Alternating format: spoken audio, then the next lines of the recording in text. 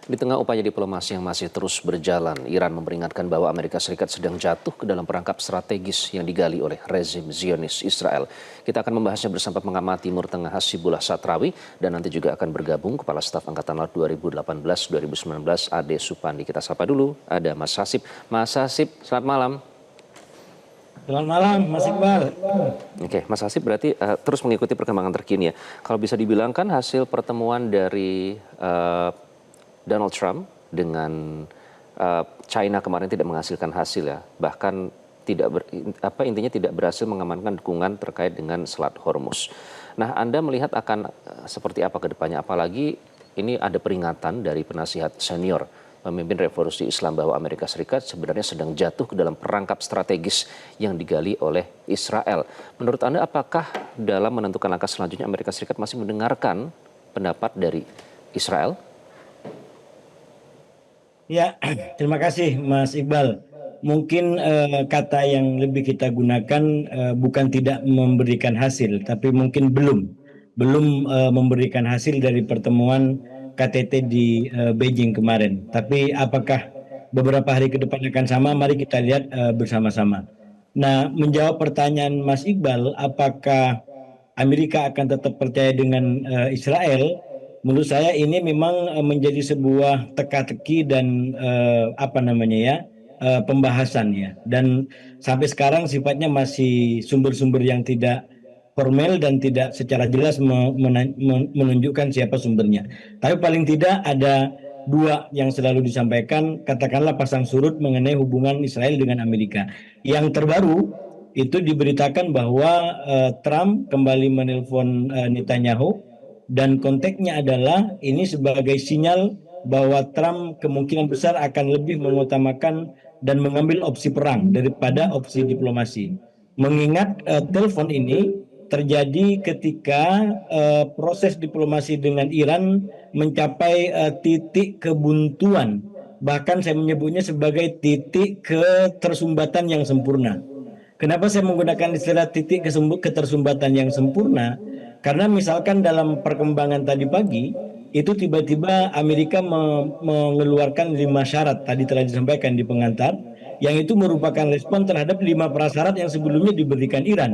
Jadi ini sekali lagi ibaratnya 5 harapan atau 5 hal diminta oleh Iran sebelumnya, lalu kemudian ditutup dengan jawaban yang menolak dengan 5 hal yang disampaikan juga oleh Amerika. Jadi sekali lagi secara diplomasi menurut saya memang terjadi kebuntuan total atau ketersumbatan yang sempurna. Walaupun sebenarnya kalau kita lihat dalam konteks hasil KTT Beijing, menurut saya masih ada harapan. Dalam pengertian ada harapan, saya memahami sikap Tiongkok berada pada posisi bahwa mereka menginginkan perang ini memang segera berakhir dan Selat Hormuz ataupun perairan atau jalur laut di Hormuz baik yang di blokade Amerika maupun Iran itu sama-sama dibuka.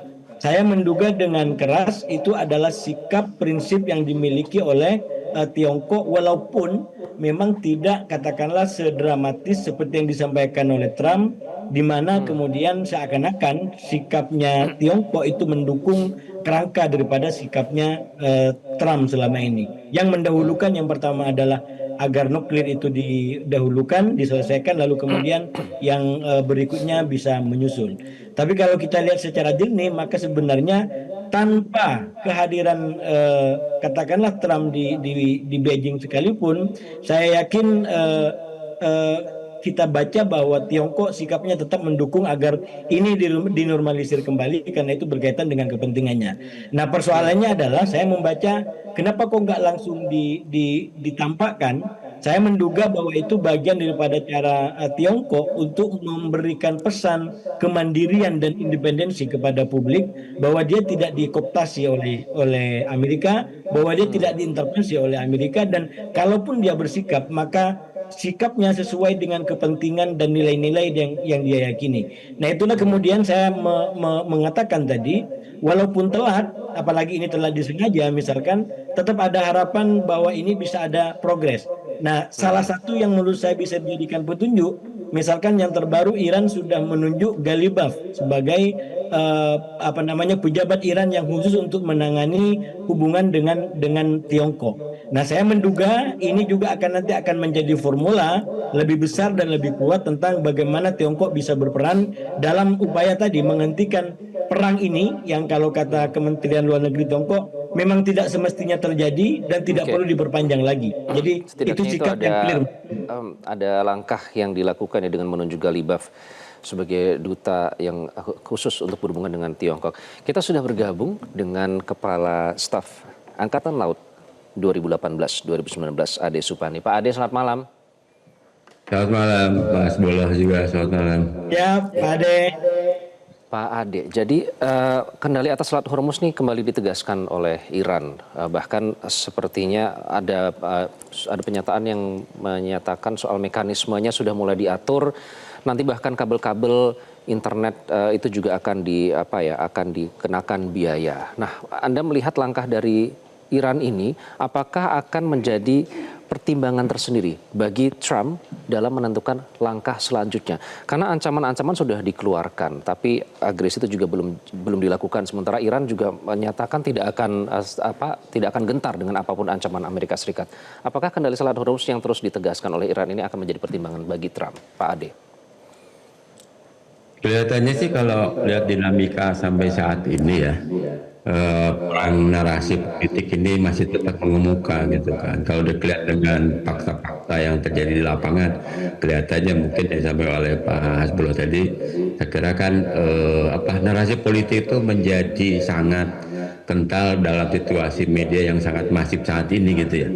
Memang saya pernah menyampaikan di dalam beberapa forum, salah satu hal yang menjadi fenomena yang agak bukan aneh ya, agak beda dalam konteks doktrin operasi militer itu saat ini antara tujuan yang ingin dicapai oleh Trump kemudian termasuk Iran itu memang agak menyimpang daripada target yang sesungguhnya dalam kaidah operasi militer yang normatif gitu ya.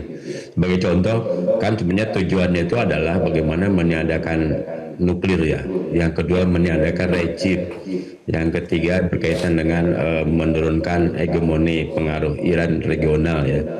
Nah, kalau saya berprinsip kalau memang sasarannya meniadakan nuklir, kenapa nggak ke jantungnya saja gitu kan? Malah kemudian beralih ke blokade gitu kan. Padahal blokade itu kalau doktrin klasik itu memang masa yang cukup lama menghabiskan biaya. Artinya kita kan nunggu kan blokade itu, bukan seperti perang yang terbuka gitu kan. Yang berikutnya lagi bahwa blokade itu di daerah tertutup yang dampaknya adalah sangat terasa oleh dunia internasional, terutama masalah energi ya. Artinya bahwa 20% itu cukup menjadikan ketimbangan dalam konteks pasokan kepada beberapa negara, terutama untuk Asia Timur ya. Nah, menurut saya ancaman Trump itu tentunya juga memang saat ini kalau menurut saya kalau apple to apple sebenarnya adalah kekuatan konvensional yang utuh dimiliki oleh Amerika Serikat sebenarnya berhadapan dengan kekuatan asimetrik Iran gitu kan. Nah, saat ini memang yang dimainkan oleh Iran dengan asimetriknya dan proksinya cukup berhasil gitu kan. Karena kelihatannya kalau saya monitor bahwa manuver angkatan laut di Teluk Oman, terutama Teluk Oman ya, itu kan tidak nampak keberhasilannya karena tidak pernah bisa melewati Selat Hormuz gitu kan. Artinya blokade itu sendiri masih tanda tanya mengenai keberhasilannya. Yang berikutnya yang saya sampai sekarang masih belum ada jawaban. Pangkalan Amerika itu kan banyak tuh di Kuwait, di Bahrain, di Qatar, kemudian juga di Uni Emirat. Kelihatannya kekuatan angkatan laut di situ adalah kondisinya zero menurut saya, karena tidak nampak sampai saat ini pemberitaan manuver yang terjadi. Nah, oleh sebab itu mengenai pengancaman dari Trump, menurut saya narasi politik ini ya bagi Iran tentunya tetap akan disikapi dengan positif, karena setiap narasi politik yang dikeluarkan oleh Amerika Serikat itu menjadi bahan bagi Iran untuk evaluasi tentang apa yang harus dikembangkan oleh mereka. Apakah tetap melaksanakan crossing strait ya untuk menutup Selat Hormuz sendiri, atau ataupun juga Ya. melaksanakan Pak Ade, sebelum berlanjut tadi Anda menyebut yang zero itu dari pangkalan militer Amerika Serikat di negara-negara Teluk Tetangga Iran ya. Apakah artinya selama ini serangan dari Iran itu tepat sasaran mengenai target Pak pangkalan militer Amerika Serikat di negara-negara tersebut, Pak Ade? Bukan dalam serangannya berhasil, mungkin ketiadaan daripada kekuatan Amerika Serikat di dalam pangkalan pangkalan laut yang berada di Teluk Persia dan di dalam Selat Hormuz, karena sampai saat ini belum pernah terdengar manuver mereka apakah dia melaksanakan direct attack kepada Iran ataupun melaksanakan penyerangan dalam konteks sesuai dengan komandonya dari Angkatan Laut Amerika Serikat. Itu belum nampak. Jadi persepsi saya ataupun juga taksiran saya berarti kekuatan Angkatan Laut di dalam Teluk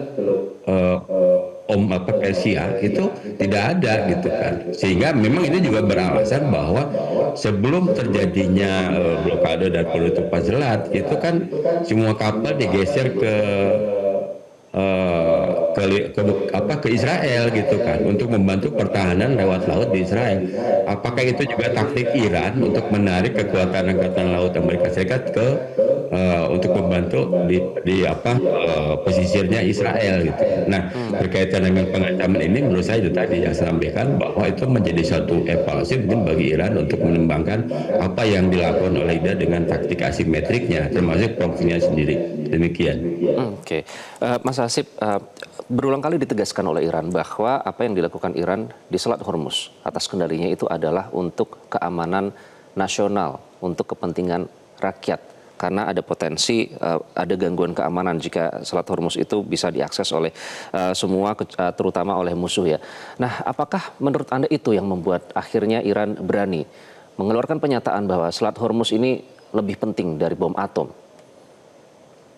Ya, makasih Mas Iqbal. Saya terus terang kalau kita harus review perang ini dari awal, nah salah satu poin yang sangat kuat menurut saya bahwa ini menunjukkan betapa Iran itu sudah sangat siap untuk menghadapi perang, termasuk dengan Amerika dan Israel. Dan di sisi lain kita melihat betapa Amerika itu tidak punya konsep.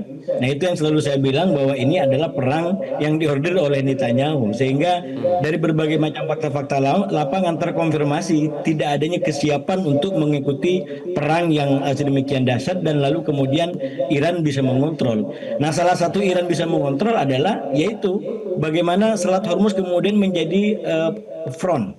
Nah ini kalau bagi saya secara politik menunjukkan bahwa Amerika adalah kosong. Karena dari awal dia tidak pernah bicara tentang Selat Hormuz. Jadi kalau sekarang menjadi krisis Hormuz, itu berarti ada sesuatu yang serius di dalam pertimbangannya Amerika. Yang kalau kita baca ke data-data awal, sebenarnya sebagian sumber intelijen sudah memberikan pertimbangan kalau serangan ini diambil, Iran bisa menggunakan kartu Hormuz. Tapi lagi-lagi Trump yang dianggap tidak begitu concern dengan aspek militer dan strategi, itu tidak mengindahkan masukan-masukan itu. Sehingga ketika betul-betul diambil, sekarang terjadi apa yang menjadi pertimbangan ahli-ahli strategi bahwa Iran menggunakan Hormuz untuk yang saya sebutkan dari awal sebagai serangan sayap dalam bentuk bola lambung, yaitu bahwa dari Hormuz akan mencekik kepentingan Amerika dan kepentingan global. Dari situ Amerika akan terjebak. Nah, sampai di Hormuz pun menurut saya Iran sangat siap karena narasi yang digunakan adalah narasi yang tidak melanggar ketentuan hukum internasional, yaitu karena dia diserang maka kemudian dia memaklumatkan bahwa Selat Hormuz dalam keadaan bahaya karena sedang terjadi perang yang dilakukan oleh Amerika dan Israel. Nah itulah bagi saya keunggulan taktikal yang telah membuat Iran sampai sekarang kita di 41 setelah genjatan senjata, Mas Iqbal, itu berada dalam keunggulan lapangan. Bahkan setelah 41 ini dan 3 hari setelah pertemuan KTT, saya menyebutnya perkembangan sekarang berada dalam perkembangan pertigaan yang sangat menegangkan. Pertigaan yang sangat penuh dengan teka-teki. Yaitu yang pertama, apakah akan ini menjadi eskalasi perang yang semakin diumbar-umbar oleh Trump sebagai sebuah taktik untuk bisa menekan Iran, atau ini akan kembali kepada diplomasi dengan harapan dari peran Tiongkok dan yang lain, atau akan memperpanjang situasi sekarang yang menurut saya kita sebut sebagai katakan bukan perang juga, bukan gencatan senjata, tapi kondisi sekarang ini itu betul-betul menguntungkan Iran. Kalau Iran menarik membuat katakanlah aturan baru di Hormuz, maka itu akan membuat kemenangan sempurna Iran secara de facto. Dia menang dalam konteks di Hormuz karena awalnya Hormuz bukan apa-apa, sekarang sudah dibuat sebagai ketentuan baru untuk sesuatu yang kepentingan dia. Walaupun mungkin masih menjadi persoalan secara de jure.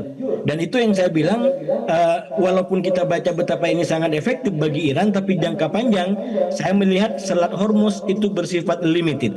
Kalau lama-kelamaan Iran bisa justru terserang balik oleh Selat Hormuz yang secara prinsip masyarakat di dunia, negara-negara dunia rasanya tidak ingin membayar gara-gara menyeberang di Selat Hormuz. Jadi saya melihat Iran juga masih penuh dengan teka-teki, termasuk dengan upaya diplomasi yang sekarang terus dilakukan ya Mas Hasip. Nanti kita akan bahas lebih lanjut karena ada penunjukan Ghalibaf ini sebagai duta, tadi juga sudah disebutkan sedikit oleh Mas Hasip, sebagai duta khusus Iran untuk urusan China ya.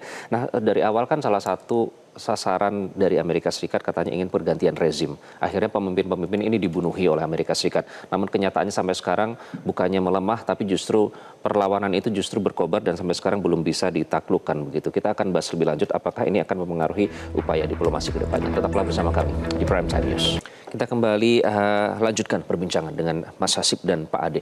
Pak Ade, salah satu butir yang selalu ditegaskan bahkan sejak awal itu selalu menjadi justifikasi bagi pihak-pihak terutama Amerika Serikat dan Israel untuk menyerang Iran adalah soal nuklir. Di satu sisi Iran menegaskan bahwa persoalan nuklir ini adalah masalah kedaulatan. Jadi sifatnya non-negotiable karena sesuai dengan perjanjian internasional dan juga dari Fakta Non-Proliferasi jika mohon dikoreksi jika saya salah, tapi itu juga termasuk salah satu dasar bagi Iran yang menyebut bahwa nuklir menjadi hak kedaulatannya. Nah, apakah menurut Anda dengan bolak-baliknya proposal, karena yang terakhir kan Amerika Serikat menolak 14 poin proposal dan mengirimkan kembali amendments. Nah, apakah ini akan tetap menjadi seperti poin yang tidak akan menemukan jalan keluar sehingga terkesan seperti jalan di tempat proses negosiasi ini, Pak Ade? Iya, kelihatannya mungkin mereka ingin mendoktrin dirinya sendiri bahwa yang boleh menggunakan nuklir itu hanya Amerika Serikat gitu kan. Kan sesuai dengan pengalaman Perang Dunia Kedua. Saya kira memang semua militer ya, itu doktrinnya sampai saat ini masih tetap namanya civis pacem parabellum. Jadi kalau kita ingin damai harus siap perang gitu. Apalagi Iran kan sudah bersih tegang sejak lama ya berkaitan dengan masalah nuklir ini. Dan memang kan mereka juga sama dalam konteks berpikir menang bertempur dalam konteks militer adalah memiliki persenjataan pamungkas yang menjadi perhitungan daripada lawan ya. Dan saat ini memang ada 3 item yang menurut saya yang akan menjadi komponen yang selalu diperhitungkan. Yang pertama adalah nuklir, yang kedua adalah rudal balistik, yang ketiga satelit itu sendiri gitu kan. Nah 3 komponen ini ya memang akan selalu berkaitan. Misalnya nuklir jelas akan menjadi pengancaman apabila kemudian ada wahananya yang membawa. Yang membawa itu apa? Rudal balistik ya. Rudal balistik itu akan sampai sasaran pakai apa? Dengan satelit gitu kan. Oleh sebab itu maka Amerika Serikat memang menghendaki bahwa tidak ada negara lain yang memiliki kapabilitas nuklir selain Amerika dan beberapa negara yang memang dalam konteks perhitungan dalam keseimbangan kekuatan agak keder juga, misalnya dengan Rusia dengan Cina ya. Tapi kita juga harus tahu bahwa India juga memiliki kemampuan nuklir ini gitu kan. Nah kenapa kok Iran dilarang gitu kan, tidak boleh mengembangkan nuklir. Nah kalau saya lihat kan negara itu tidak lepas dari perjalanan sejarah masa lalu ya. Bagaimanapun Iran itu adalah negara yang sejak zaman dulu adalah tokoh berperang yang sangat kuat ya. Dan mereka bahkan dalam sejarah pernah menguasai sampai ke wilayah Palestina dan Israel serta Lebanon serta Syria.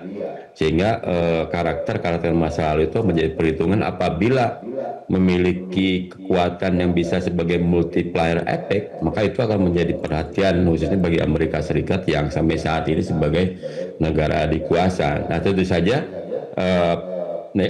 elemen daripada negosiasi dalam konteks mencapai perdamaian bukan hal yang gampang, karena kan harus masing-masing bisa menerima. Apakah mereka menerima kalau Iran diperbolehkan mengelola kemampuan nuklirnya, dan kedua adalah Iran sendiri apakah mereka siap untuk misalnya menurunkan grade kemampuan nuklirnya itu sampai satu tataran tertentu gitu kan.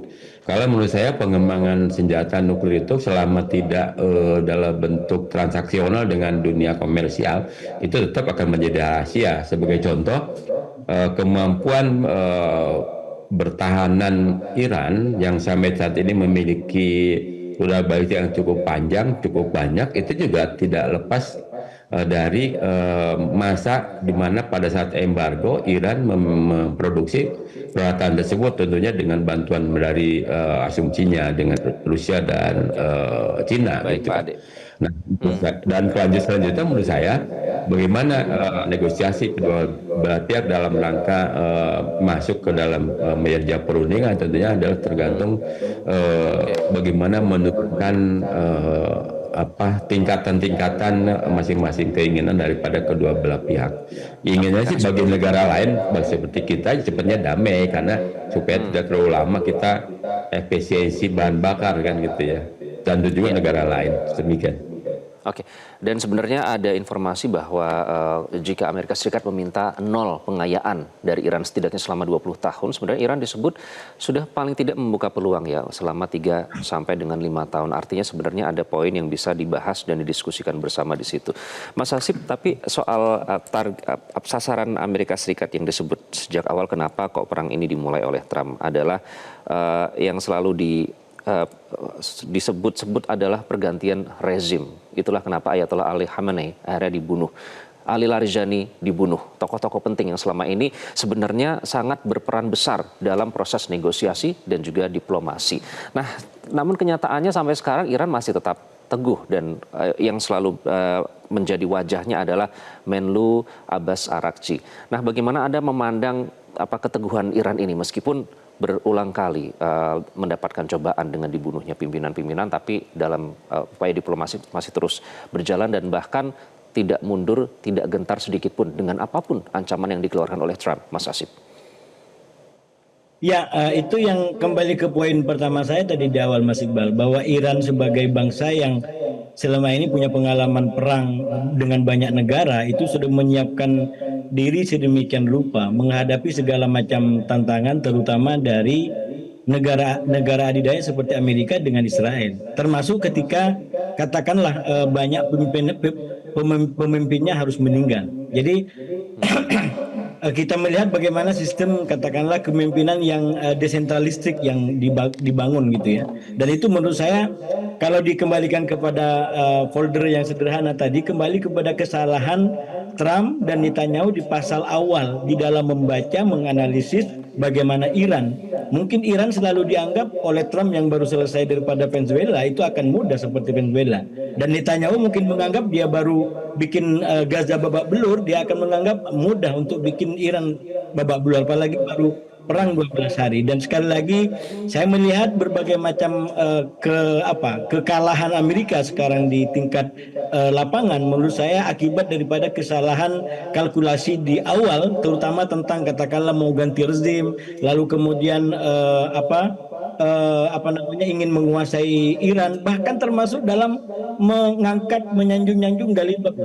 Kalau kita kembali kepada data, katakanlah 25 hari kalau tidak salah setelah perang, ketika Trump jumpa pers di Florida, saya masih ingat karena saya catat itu sebagai bagaimana Trump pertama sudah nginjak rem, mengingat perangnya sudah tidak sesuai dengan yang dia bayangkan, yang ini akan segera selesai dan dia akan menang besar dan itu akan jadi modal luar biasa. Okay. Tapi setelah 25 hari gejalanya nggak sesuai yang diharapkan, dia sudah mulai injak rem dengan memberikan pernyataan pers yang sangat-sangat optimistis, dan salah satu alasan optimismenya adalah bahwa dia punya orang-orang yang dianggap sebagai pemimpin baru, dan ternyata 1-2 hari setelah itu kemudian muncul nama di antara yang baru itu adalah Muhammad Bakir Galibaf. Sebelum akhirnya Bagian Karibab menunjukkan aslinya betapa dia sangat Iran sesuai dengan ideologi revolusinya, dan tidak ada kecenderungan yang seperti diharapkan Oke. oleh Trump dia akan kompromi Baik. kepada Barat gitu. Dan sekali Oke, lagi Mas ini Hasib. akhirnya saya melihat Mas Iqbal dari kesalahan kalkulasi di awal, sekarang banyak Amerika mengalami kekalahan strategis. Mulai dari Baik, kehilangan Mas sekutu Hasib. di Oke. Eropa, di NATO dan seterusnya. Oke, saya harus tanya ke Pak Ade terakhir, Pak Ade singkat saja. Saya penasaran karena kan kalau misalnya pernyataan dari Amerika Serikat selalu bilang bahwa militernya Iran itu sudah dihancurkan dengan kata-kata destroyed, obliterated, banyaklah kata-kata yang seperti itu. Tapi sebenarnya kalau menggunakan sense ya, harusnya kalau mau membuka Selat Hormuz bisa menggunakan angkatan lautnya dengan cara paksa begitu, dengan cara menyerang. Menurut Anda kenapa itu tidak dilakukan Amerika Serikat, Pak Ade? Kalau dilihat dari ya mungkin dari doktrin militer ya, tidak gampang melaksanakan peperangan littoral ya. Karena peperangan littoral itu kapal induk jelas lebih nampak dari darat gitu kan dibanding kapal-kapal kecil. Yang berikutnya bahwa yang terjebak di dalam teluk Persia yang ditutup oleh Iran di Selat Hormuz memang tidak banyak memberitakan itu berapa, tapi taksiran antara 600 sampai 1.500. Ini kan agak sedikit jomplang ya dari angka ini, 600 sampai 1.500. Artinya apa? Bahwa Amerika Serikat tidak bisa semena-mena melaksanakan serangan-serangan peperangan lautnya kepada target-target di Iran, karena bisa saja kemudian peluru kendali ataupun senjata jarak jauhnya adalah mengenai kekuatan yang mungkin netral, entah itu Bahrain, Kuwait ataupun Uni Emirat, sehingga peperangan littoral ini sebenarnya bagi kemenangan bagi Iran, karena kita tahu bahwa Iran mengembangkan namanya Swarm Flotilla ya, armada semut. Armada semut ini kan kalau tiap bisa kapal perahu atau tiap kapal memiliki 4 peluru kendali, itu sudah bisa cukup menenggelamkan kapal induk ya. Kalau kita biasa di angkatan laut kita menghitung namanya kalkulasi tempur ya. Satu peluru kendali dia akan mungkin lumpuh, 2 peluru kendali dia mungkin bisa tenggelam, 3 peluru kendali dia bisa hancur. Artinya kalau hitungan dengan kalkulasi tempur ini bahwa satu swarm boat itu bisa menghancurkan satu kapal induknya, itu kan nggak balance dalam konteks biaya, kos dan sebagainya. Nah oleh sebab itu kenapa Angkatan Laut Amerika Serikat tidak menerobos saja? Risikonya terlalu besar bagi dia, dan juga kredibilitas Trump sendiri kalau dia mendeklar namanya blokade itu Teluk Oman, Selat Hormuz, itu juga menjadi bolak-balik manakala terjadi misalnya Angkatan Laut itu mungkin hancur sebelum melaksanakan fungsinya karena diserang duluan oleh apalagi sekarang Iran. Kapal induknya sudah ditarik pulang gitu ya, artinya sudah tidak ya, ada. Saya curiga dalam kalkulasi itu tidak balance lah. Misalnya kapal yang harganya 20 triliun berhadapan dengan kapal yang 200 miliar ya, nggak sampai lah mungkin 100 miliar ya gitu kan, nggak balance gitu kan. Artinya kerugian material dan kerugian kredibilitas lah bagi Amerika Serikat. Memang kita lebih nantikan ya mundur. Mas Hasib, Pak Ade, karena posisinya lagi amendments nih lagi dibaca oleh Iran melalui mediator Pakistan. Kita akan lihat seperti apa perkembangan diplomasi selanjutnya. Terima kasih Mas Hasib, Pak Ade sudah bergabung dengan Prime Time News. Jelajahi cara baru mendapatkan informasi. Download Metro TV Extend sekarang.